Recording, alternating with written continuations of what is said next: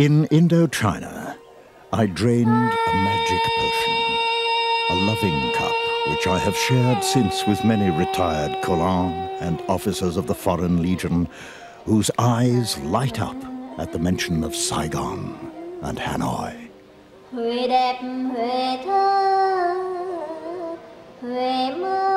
French Indochina cast a spell over Graham Greene. Its people, its landscape, its opium dens, and of course its wars captivated the English writer, sweeping him away on an intoxicating journey. At journey's end, Greene had harvested the grist for one of his most celebrated novels. A work of remarkable foresight, The Quiet American stared down the future and foretold the terrible tragedies that lay ahead, born of Washington's meddling in a nation it didn't understand.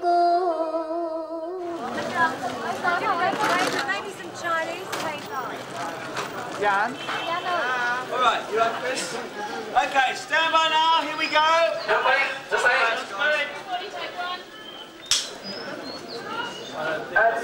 And action! On a set in Old Hanoi, Australian director Philip Noyce is a picture of jagged intensity. For the past 5 years, filming The Quiet American has been his passion. Straight in the camera! Here we go. Hang on, whoa. Time on! And here is a novel that asked and answered the question before it even became a question. A novel that looked into the future and explained why America would prosecute this war against Vietnam for so long and so vehemently. What in the American psyche, in the personality of the post-war Americans that drove them to prosecute that war in that way? I live at the press club. I found my spiritual home. The Quiet American tells the tale of jaded English journalist Thomas Fowler, a figure closely based on Greene and his own experiences in Indochina. Well, I know all the Graham Greene stuff, and I know this book in particular. And I've met Graham Greene a few times. I'm kind of basing myself on him, except he was 6'5". I'm only 6'2". Let's do one at a time. What are you doing? With the keen eye of a journalist and a former intelligence agent, Greene watched as the French fought vainly to hold on to their prized colony, and as a small band of American advisors began to plot their future, ill-fated campaigns. And action! Seeking refuge from a faltering love affair, Greene also revelled in, as he put it, the measure of danger brought to a visitor with a return ticket out of a war zone.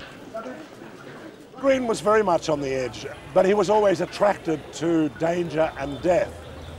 Everyone was potentially your enemy because no one knew who was on the communist side and no one knew who was on the French side in terms of Vietnamese. Death could strike at any moment, in a dance hall, in a bordello, in an opium den.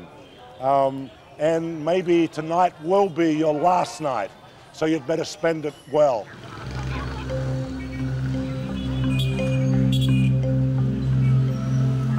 By his own account, Greene spent his nights very well indeed. In the crowded streets of Saigon's Chinatown, he discovered a balm to soothe his torment. Greene would later write that of the 4 winters he spent in Indochina, opium has left the happiest memory. After 2 pipes, I felt a certain drowsiness. After 4, my mind felt alert and calm.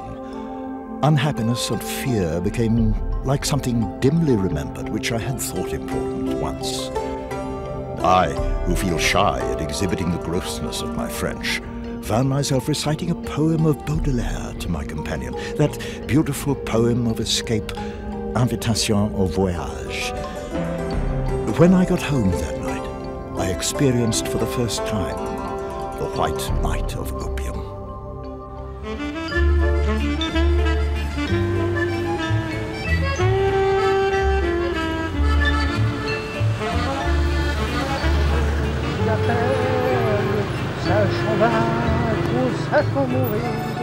Philippe Caron crossed paths with Graham Greene, frequenting many of the same haunts.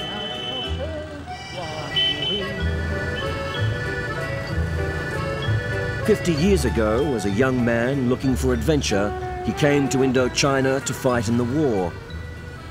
For his bravery on the battlefield, he was awarded his country's coveted Legion of Honor. Now he's returned to Saigon to reclaim some of the vestiges of his youth, to stroll down the old Rue Catinat, where he and Greene once stayed in apartments overlooking the Orient's most fashionable street." Yes, it was very pleasant with very beautiful shops, and there were no motorbikes at the time. It was almost entirely French, and maybe it was for this British guy like crossing the channel and going to a small town in France. And the Brits always did like this exercise.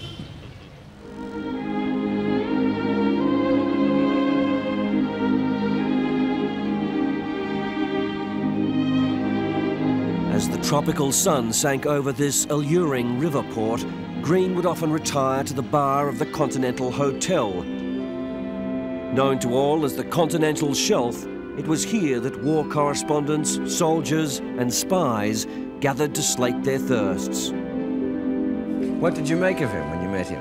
You met him here at the Continental Hotel? At the Continental. I was a very shy midshipman, and he was already a celebrity, and chatting with his friend Lucien Baudard, who was also a war correspondent, already very well known.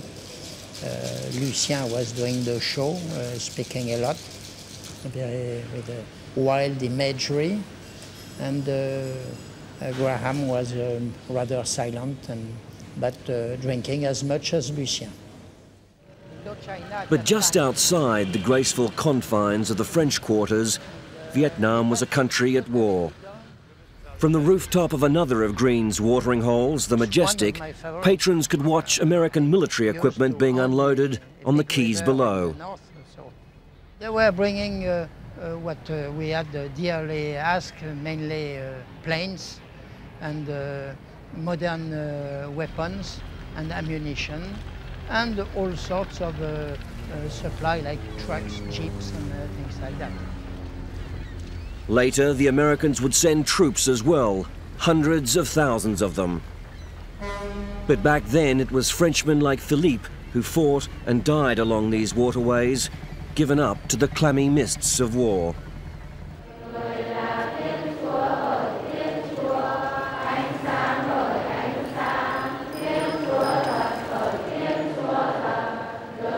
It was here in the Red River Delta that Greene came to witness the fighting. A land where cathedrals loom out of the emerald paddy, this was once the cradle of Vietnamese Catholicism. In Greene's day, the local bishops wielded the powers of feudal kings. They were part of Vietnam's unruly political patchwork, making enemies of both the French and the communists. Here, within the gates of the sullen stone basilica at Phat Diem, Greene once sought refuge to watch combat on the surrounding plains.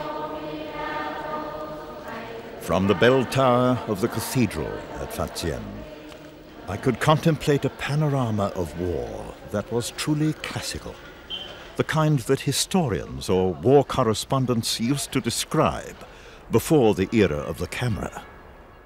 Howitzer shells exploded in little clouds, hanging motionless for a moment in the calm air above the plain, as in a painting.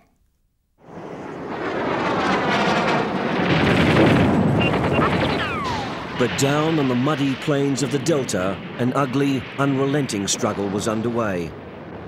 On patrol with foreign legionnaires, Greene was able to see the war at closer quarters. French losses were rising sharply. By 1952, about 1,000 officers had been killed, the equivalent of 2 entire graduating classes from the Army Academy at Saint-Cyr. For most, it was a lonely death in the turbid waters of a rice paddy or a jungle thicket, half a world away from the comforts of Paris. Well, it was a tough one, but the French who were here were not draft people. They were professional. They were legionnaires, and they were good, darn good. Opposing them were disciplined guerrillas under the charismatic leadership of the nationalist Ho Chi Minh. Men like Lu Huan Tran, who still bears the scars of the fierce fighting all those years ago. Vì thường lúc ấy tôi là trung đội phó thì dẫn một tiểu đội đánh vào chính diện, tức là vào khẩu súng trung liên ấy, ném lựu đạn vừa ném xong thì bị thương luôn. Tin tưởng là vì mình lúc đấy chỉ tay không mà cầm súng súng không có, mác Lào với kiếm mà chiến thắng được kẻ thù lớn mạnh vậy. Thì rất khoát, nếu là dân chúng mình đoàn kết thì tất cả dù sức mạnh mấy cũng sẽ đánh thắng. Tragically, the truth of Tran's words had to be learnt twice over, first by the French, then by the Americans.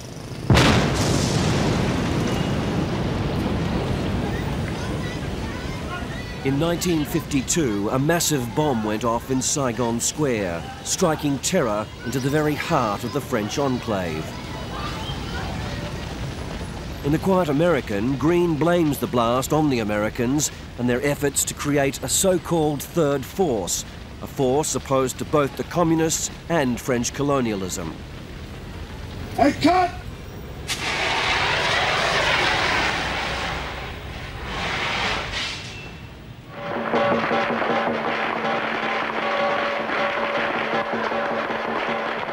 In the first celluloid version of the novel, filmed on location a mere 5 years after the bomb went off in the square, the meddling of the Americans is seen through the character of Alden Pyle, a young aid worker whom Fowler suspects is a US intelligence agent. The clash between the idealistic hubris of Pyle's New World and the cynical realpolitik of Fowler's Europe is a constant theme. Isn't it just possible that there's a third choice? A third force. Third force? 22 million Vietnamese deciding for themselves how they want to live. You must remember that for Americans, figures have magical meanings. A third force, 5 freedoms, and lucky 7, and 2 for the price of 1.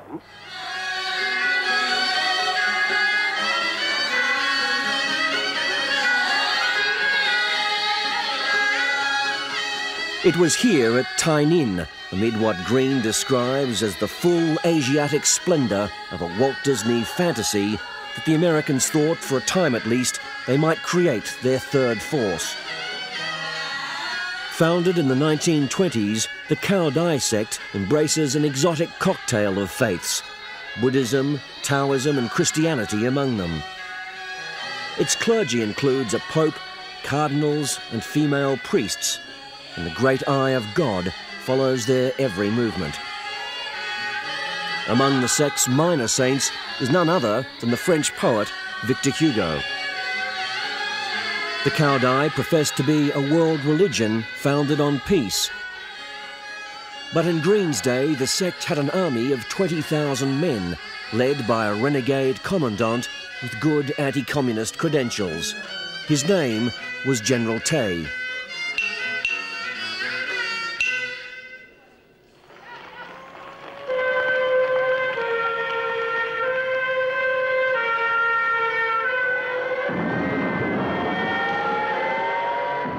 In The Quiet American, it is General Tay, armed with American explosives and support, who sets off the bombs in Saigon Square. You must be out of your mind. Look, you put your General Tay on the map, all right. Look, that red color on the street, there's your third force. And those things being carried by on stretchers, there's your national democracy. Why don't you shut up? For once in your life, why don't you just shut up and help somebody? Go home to Fuang and tell her about the heroic dead. A few dozen less of her country people to worry about. In the end, Pyle's messianic mission to help save the Vietnamese from the clutches of communism leads to his murder. His death becomes a powerful metaphor for the ultimate failure of US policy in Indochina. Just like Pyle, America was stumbling blindly into a fight it couldn't win. Graham Greene was able to describe the fundamental principles of American foreign policy that have existed since 1950 right up to the present day. The question of whether the means are justified by the ends. In other words, whether you are right in doing anything to achieve what you consider to be a goal that is for the good of mankind or the good of another country. Basically, whether America should play puppeteer in other people's business.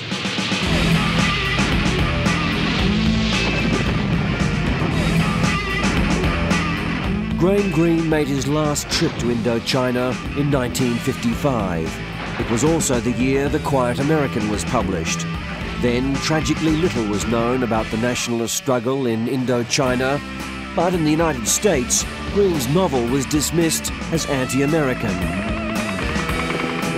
Had more of the politicians and generals who prosecuted the war read this prophetic book, their eyes might have been opened to the impending nightmare into which their country was about to descend.